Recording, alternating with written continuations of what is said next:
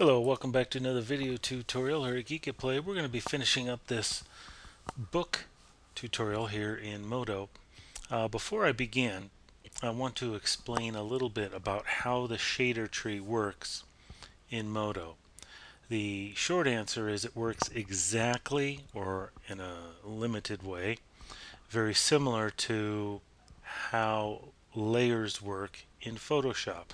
If you can wrap your mind, wrap your head, your understanding about how images and layers work in Photoshop, you will be well ahead of the game in understanding and using the shader tree system here in Modo because it works nearly identically, meaning that all of the textures or materials that you will be applying to whatever objects you create are done in layers.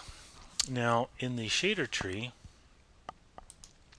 if you look at a default, open up the render tab, if you look at a default material, it always has a base shader. So what that means is with our book selected, I'm going to hit M on the keyboard and it will bring up the Polygon Set Material. In other words, we are going to be defining and telling Modo what polygons that we want on our object to receive what texture. So I'm going to call this book.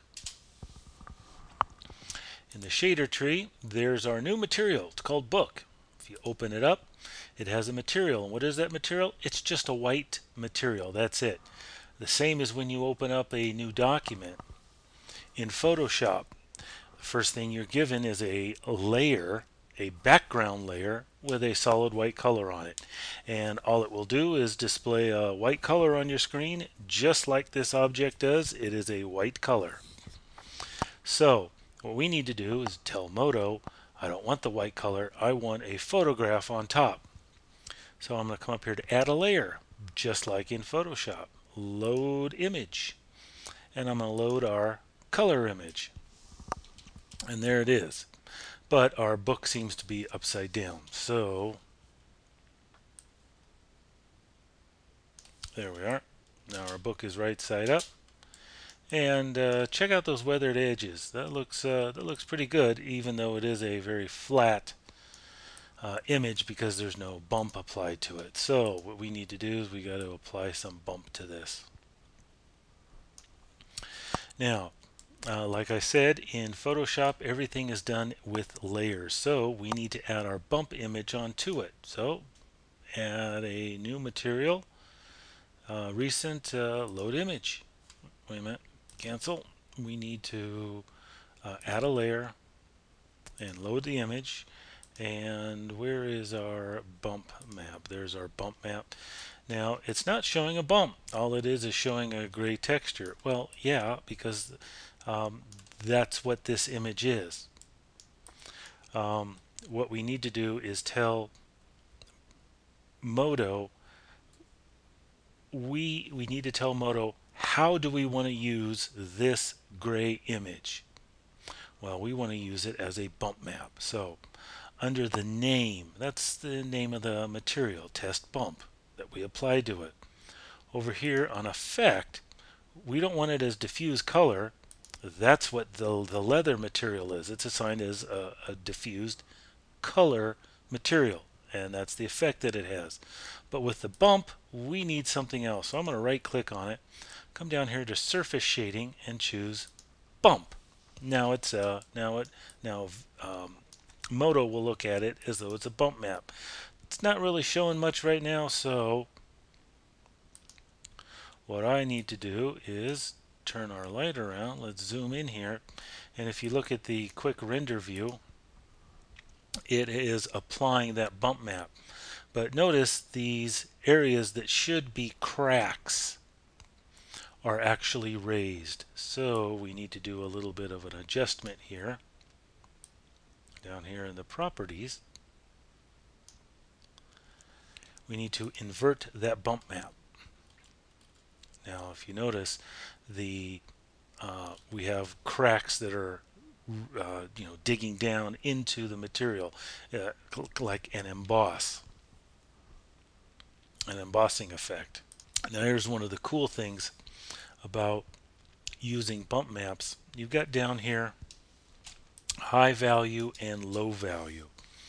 I'm going to take the high value and just bring it down to 0 right now. Low value is for the cracks or the low areas in your texture. So if I take this and create a negative value to it, notice the negative bumps or the cracks in the texture are more pronounced. Let me zero that out. Come to the high value, and now we are increasing the high parts of our bump map. So essentially you could create a low value and a high value here and really have some dramatic effects. In this case, a little bit too dramatic, so I'm going to reduce these numbers down a little bit. Let's see what it looks like at 100. 100 looks pretty good. I guess I could bump this up a little bit and take this down a little bit, and that looks fine. The bump looks pretty realistic, but the way the light is shining on it, it's a little bit too bright for me. So we need to adjust the specular value of our texture here. And I think I may have mentioned earlier in one of the other tutorials that we're going to use the bump map to adjust the specular value as well. So to do that, I'm just going to right click and right click over here, right click and duplicate this layer. And I'm going to right click on bump. We need to change it to specular amount, and that is obtained in basic channels. Let me see, specular amount. You'll find that in the basic channels. And notice, wow, that's really blown out. All I did is double or triple the effect. Well, that's because I want to choose unselect invert. Actually, I want to, on the bump, I want to unselect invert, and on the specular one, I want to invert that, or choose not to invert that. And now I'm going to bring the high value down, and that drops my specular value tremendously. I'm going to zero out the low value and see what that does. Could lower it a little bit, create a negative number, and let's zoom in here and see what this looks like. Maybe up, bring it up a little bit, and that looks pretty good. So this is essentially how you use the shader tree in Modo. Everything is done in layers, and you have blending modes, just normal. This is very, very similar to Photoshop. And if you can get an understanding of how things work in Modo, liken it to Photoshop, and you'll be well ahead of the game. All right, so that is the, you know what, looking at this bump map here. Let's come down to the bump map. I think I do want this inverted and the specular one not inverted.